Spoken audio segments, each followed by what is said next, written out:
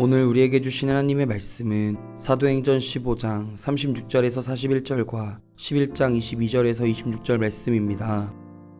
며칠 후에 바울이 바나바더러 말하되 우리가 주의 말씀을 전한 각 성으로 다시 가서 형제들이 어떠한가 방문하자 하고, 바나바는 마가라 하는 요한도 데리고 가고자 하나 바울은 밤빌리아에서 자기들을 떠나 함께 일하러 가지 아니한 자를 데리고 가는 것이 옳지 않다 하여 서로 심히 다투어 피차 갈라서니, 바나바는 마가를 데리고 배 타고 그브로로 가고, 바울이 신라를 택한 후에 형제들에게 주의 은혜에 부탁함을 받고 떠나 수리아와 길리기아로 다니며 교회들을 경고하게 하니라. 예루살렘 교회가 이 사람들의 소문을 듣고 바나바를 안디옥까지 보내니, 그가 이르러 하나님의 은혜를 보고 기뻐하여 모든 사람에게 굳건한 마음으로 주와 함께 머물러 있으라 권하니, 바나바는 착한 사람이요 성령과 믿음이 충만한 사람이라 이에 큰 무리가 죽게 더하여지더라. 바나바가 사울을 찾으러 다소에 가서 만남에 안디옥에 데리고 와서 둘이 교회에 1년간 모여 있어 큰 무리를 가르쳤고, 제자들이 안디옥에서 비로소 그리스도인이라 일컬음을 받게 되었더라. 오늘 이 말씀에 많은 은혜 받으시기 바랍니다. 초기 교회가 세워졌을 때 일종의 교회, 이제 교인들이 늘어나고 그리스도를 따르는 사람이 늘어났을 때 초기 교회에서 가장 아주 쇼킹한 사건이 어떤 사건인가 하면 바로 저희가 함께 봤던 사도행전 15장의 사건입니다. 사도행전 15장에 보면 초기 교회의 아주 핵심 리더였던, 지금으로 얘기하면 목사님들이었던 이제 바나바라는 안디옥 교회 담임 목사님, 안디옥 교회 지도자와 또 바나바로부터 발탁을 받아 바나바가 세워서 목회를 훈련하고 함께 목회하면서 점점 교인들의 인기를 얻던 바울이라는 목회자가 39절에 보면 이렇게 되어 있죠. 서로 심히 다투어 피차 갈라섰다. 이 구절을 읽을 때 우리가 좀 질문할 필요가 있죠. 왜 성경이 바나바와 바울이 서로 싸우고 갈라진 이 장면이 교회가 막 세워진 교회들이 점점 믿는 사람이 많아지고, 그 다음에 그 교회들이 영향력을 발휘하는 초기 교회 가운데 있는가 하는 점을 오늘 한번 리더십의 측면에서 여러분들이 한번 돌아보시면 좋겠습니다. 어떤 팀이든지 어떤 조직이든지 어떤 공동체든지 이끌어가는 리더가 되고, 특별히 그 팀과 조직과 공동체가 새로운 길을 내는 그런 곳에 쓰임을 받는다면 그 리더에게 제일 중요한 것은, 저는 그 팀을 이끌기 위해서 수고하고 헌신하는, 말하자면 대가를 지불하는 삶이 먼저 있어야 합니다. 말하자면 새로운 길을 내는 리더가 되기 위해서는 마땅히 그 리더의 값을, 대가를 지불해야 한다는 것입니다.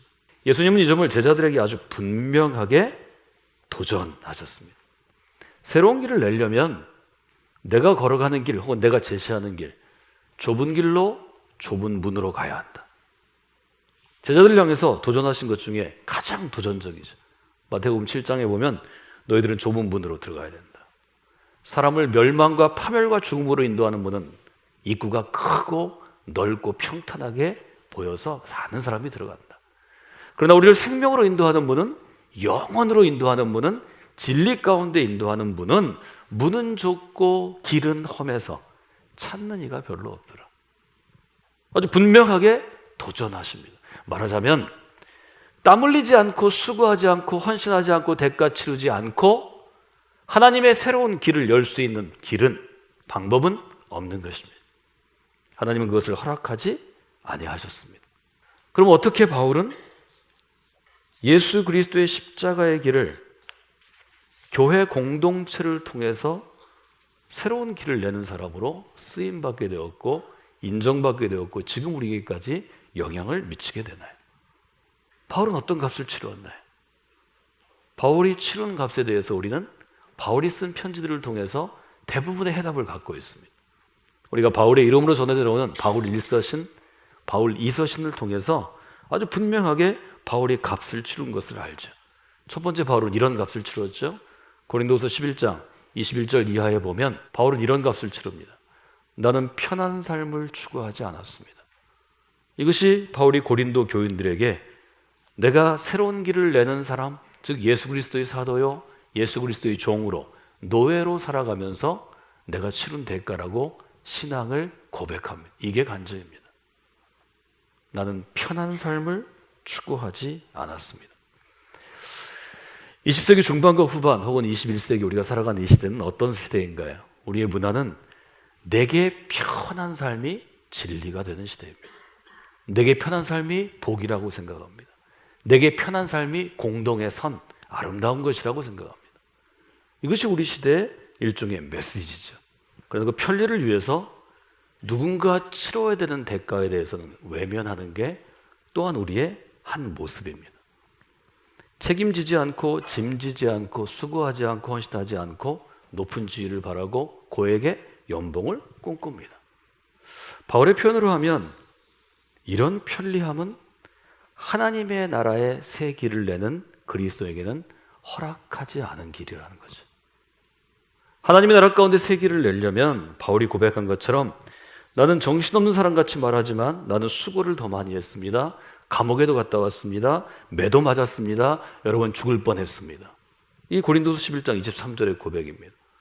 유대 사람들에게 매를 맞을 때 40에서 하나를 뺀 39번 맞은 것이 벌써 5번입니다. 채찍에 3번 맞았습니다. 돌로 맞은 것도 1번 있고 배가 파선을 당한 것은 3번이고 하루 내내 망망대해에서 바다에서 표류한 적도 있습니다. 여행할 때는 강물에 빠져 죽을 뻔하고 강도의 위험에 있었고 동족 유대인이 나를 죽이려 하고 이방 사람도 나를 죽이려 하고 도시의 위험에 처해 있고 광야의 위험에 처해 있고 바다의 위험에 처해 있고 나를 속이는 거짓 형제자매 위험에 처했습니다. 수고와 고역에 시달렸습니다. 여러분 밤을 새워야 했습니다.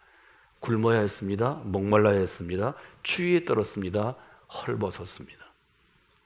사랑하는 여러분, 이것이 바울에게는 대가가 되었고 그의 원칙이 되었습니다. 바울에게 있어서는 하나님의 나라를 위해서 새로운 길을 내기 위해서는 내가 원하는 편리함을 대가로 드려야 된다 하는 것을 평생을 통해 훈련받은 것입니다. 그런데 제가 사도행전 15장에 보면 열심히 전도하고 개척해서 도시마다 교회에 불길, 불씨를 심었죠. 그래서 이 36절에 보면 이렇게 얘기합니다. 바울이 바나바에게 얘기하기를 우리가 주의 말씀을 ing히 전했던 각 성, 각 도시로 가서 우리가 전도하고 세례를 주고 신앙생활을 잘하세요. 이렇게 해서 지금의 교회의 모습은 아니지만 신앙 공동체를 만들어 놓은 도시를 방문하자고 요청합니다. 바나바가 오케이, 좋아요, 갑시다 얘기합니다. 그런데 혼자 갈 수는 없죠. 짐도 들고 가야 되고 이제 누군가는 도와야 되고 즉 사역 팀을 형성해야 합니다. 바나바가 청구한 사람이 누군가 하면 마가라 하는 요한입니다. 우리 그러면 그 팀 안에 이번에 전도하러 갈 때 우리 젊은 사역자를 키워야 되니까 마가라고 부르는 요한을 데리고 갑시다. 30절에 보니까 바울이 얘기합니다. 안 됩니다. 바울이 바나바한테 안 됩니다 할 수 있는 상황이 아니었습니다. 그 이유는 바나바가 바울보다 선임이었기 때문이죠. 그 설명을 어디서 하고 있나요? 사도행전 11장에서 하고 있습니다. 사도행전 11장에 보면 여러분이 19절부터 26절을 읽어보면 예루살렘 교회가 안디옥 교회를 어떻게 도한다 하는 것을 볼 수 있습니다. 이것은 일종의 교회를 세움입니다. 여기 보면 이런 내용이 있습니다. 스데반의 일로 인해서 환란이 일어나서 사람들이 다 퍼져가는데 이때 퍼져간 사람들이 유대인입니다. 정체성이 2개죠. 유대인이면서 그리스도인입니다. 그래서 이 사람들이 접촉한 것은 다른 도시에 가도 또 유대인이었습니다. 회당을 중심으로 접촉했죠. 유대인을 전도했습니다. 근데 놀라운 일이 어디에서 일어났냐면 안디옥에서 일어납니다. 20절에 보면 그 중에 구브로와 구레네 몇 사람이 안디옥에 도착했습니다. 그런데 헬라인에게 말해서 주 예수를 전파하니 유대인들에게 그리스도를 얘기한 게 아니고 헬라 말을 쓰는 사람들에게 주 예수를 전파하니 주의 손이 그들과 함께 하셔서 수많은 사람이 믿고 주께 돌아오더라. 이것이 사실은 확장된 교회의 시작이죠. 그전에는 이미 유대인들에게 우리가 그리스도라는 분이 계신데 이분이 메시아야 이렇게 전도했다면 실제로 이스라엘도 모르고 아브라함도 모르고 모세도 모르고 토라 율법도 모르는 사람들에게 그리스도를 전한 최초의 일이 바로 안디옥에서 있었다는 거죠. 그리고 26절에 보면 제자들이 안디옥에서 비로소 그리스도인이라 일컬음을 받게 되었더라. 그래서 안디옥에서 최초의 진정한 그리스도인이라는 지금 우리를 부르는 용어가 탄생하게 된 거죠. 헬라인들에게 복음을 전해서 헬라인들이 그리스도를 믿는 것을 보고 그 당시에 모교회인 예루살렘 교회가 여기에 목회자를 파송하죠. 담임 목사를 파송하죠. 그게 바로 바나바죠. 이 사람의 소문을 듣고 바나바를 안디옥까지 보내니 가보니까 사람들이 하나님의 은혜를 입고 있고 너무 기뻐하면서 신앙생활을 하고 있어요. 24절에 보면 바나바는 착한 사람이요 성령과 믿음이 충만한 사람이라 이에 큰 무리가 많은 사람들이 죽게 더해지더라. 교회가 부흥했어요. 교회가 부흥하니까 바나바가 혼자 목회할 수 없어요. 누군가 도와줘야 돼. 바나바는 사람을 찾습니다. 똑같이 사람을 세우는 거죠. 25절에 보면 바나바가 사울을 찾으러 다소에 가서 다소까지 갑니다. 그래서 하나님이 선택하시고 세우신 그 청년을 안디옥으로 데려옵니다. 26절에 보면 두 사람이 교회에 1년간 모여 있어. 1년 동안 성경을 가르치고 그리스도인을 훈련하는 모임을 함께 인도했다 이렇게 표현하죠. 목회자로 성경 교사로 훈련하는 믿음의 코치로 큰 무리를 가르쳤고 이때 안디옥교회에 큰 부흥이 왔다는 거죠. 교회가 커졌어요. 사도행전 13장 1절, 2절, 3절에 보면 안디옥교회가 그 다음에 어떤 단계에 들어가나요? 안디옥교회에 선지자와 교사들이 있으니 곧 바나바와 니게르라고 하는 시몬과 구레네 사람 루기오와 분봉왕 헤롯의 젖돈생 마나엔과 미사울이라. 벌써 이 명단만 5명이죠. 여기 열심히 헌신하는 사람이라고 볼 수 있지만 지금으로 얘기하면 풀타임 목회자라고 볼 수 있죠. 그런데 어떤 일이 있었는가 하면 금식할 때 성령이 이르시되 바나바와 사울을 따로 세워라. 그리고 두 사람을 안수해서 보내니라. 안디옥에만 머물러 있지 않고 안디옥을 떠나서 다른 도시에 가서 그리스도의 복음을 전파하고 거기서 그리스도인을 만들고 안디옥 교회처럼 교회를 개척하는, 여기는 교회 세움이죠. 교회를 세우는 일들이 일어나게 되었다는 거죠. 이런 관계에서 사도행전 15장에 보면 바울이 바나바가 데리고 가겠다는 사람을 거절합니다. 그럼 왜 바울이 옳지 않다고 얘기했을까요?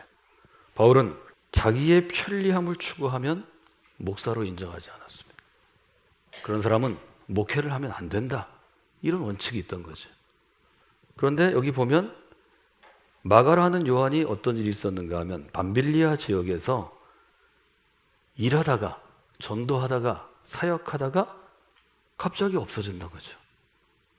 어디를 가는지는 알 수 없고 이유도 모르지만 일하다가 어떻든지 자기 일 때문에 일을 팽개치고 목회를 팽개치고 없어진 거죠. 바울은 자기의 고백과 자기 원칙으로 하면 편한 삶을 추구하기 위해서 살아간 사람과 나는 함께 할 수 없다. 아주 이 점을 분명히 얘기한 거죠. 그래서 바울은 이 사람을 데리고 갈 수 없다 이렇게 얘기합니다. 근데 바나바가 굉장히 기분이 나빴을 거예요. 직접 가서 데리고 와서 교회 안에 일자리를 주고 목회자로 훈련시킨 사람이 자기한테 의견을 반대하니 기분이 좋지 않죠. 근데 여기 얼마나 세게 다투었는지 심히 다투었다 이랬어요. 이것은 거의 굉장히 크게 다툰 거예요. 결국 그것이 앙금이 돼서 여기 피차 갈라서니 이렇게 되어 있습니다. 이것만 가지고 이 두 사람이 갈라졌을 거라고 저는 생각하지 않습니다. 바울이 갖고 있는 두 번째 그의 목회자로서 사역자로서 목사로서의 원칙은 무엇인가 하면 현상 유지에 만족하지 않는다입니다. 바울은 그의 삶 전체로 보면 현상 유지에 만족하는 리더가 아니었습니다. 대부분의 사람들은 지금의 상태를 유지하는 것에 만족합니다. 바울은 지금 잘 돼도 여기에 만족하지 않았습니다. 바울은 스스로를 볼 때 지금에 만족하는 것이 아니라 하나님의 기준에 만족하려고 노력한 사람입니다. 사람은 지금 별 문제가 없으면 만족하고 잘 된다 이렇게 합니다. 근데 바울은 현실적으로 현상을 유지한다고 해서 만족하는 사람이 아니었다는 거죠. 빌립보서는 특별히 빌립보서 3장 12절 이하는 바울의 그런 분명한 삶에 대한 목표의식을 보여줍니다. 내가 이미 얻었다 함도 아니고 온전히 이루었다 함도 아니라 나는 예수 그리스도에게 잡힌 바 된 그것을 잡으려고 지금도 쫓아가고 있습니다. 나는 아직 잡은 것으로 생각하지 않습니다. 나는 뒤에 있는 것은 잊어버리고 앞에 있는 것을 잡으려고 표대를 향하여 지금도 달려가고 있습니다. 이것이 바울의 고백이라는 거죠. 바울은 유지하는 데 만족하지 않고 하나님 신 표대를 높이 두고 늘 위의 것을 바라봐라. 눈을 들어 하늘을 좀 쳐다봐라. 어린아이에 머물러 있지 말고 좀 장성한 성인이 좀 되어라. 이것이 바울의 도전이었습니다. 그에 비해서 바나바는 현상 유지하는 것으로도 좀 만족할 수 있는 일정한 리더의 목표의식이 있지 않았나. 저는 그렇게 사실 생각합니다. 바울이 바나바와 다투고 그 다음에 이들이 갈라선 것은 어떻게 보면 교회 가운데 하나님께서 어떻게 일해야 하는가를 잘 보여주는 것입니다. 이들이 다툰 이유를 저는 지금 두 가지로 여러분에게 말씀드렸습니다. 바울은 편한 삶을 추구하지 않았기 때문에 편한 삶을 추구하는 사역자와는 일하지 않으려고 노력했습니다. 바울은 현상 유지가 아니라 근본적으로 미래를 변화시키고자 하는 분명한 표대가 있었기 때문에 현상 유지를 원하는 사람들하고는 같이 목회하는 것이 이것은 좋지 않다 이렇게 생각하고 결국 그들은 팀을 갈라서 사역합니다. 여러분이 아신 것처럼 바나바는 마가를 데리고 배를 타고 구브로로 갑니다. 구브로 어딘가 하면 바나바의 고향입니다. 또 마가를 하는 요한은 학자들에 따르면 조카였을 가능성이 크다고 봅니다. 그러니까 바나바는 친한 사람, 고향, 이곳에 가야 편하게 목회할 수 있는 사람입니다. 바울은 어떤가요? 바울은 자기랑 관계없는 사람들을 훈련시켜서 데리고 다니죠. 신라를 택하고 16장에 오면 디모데를 택합니다.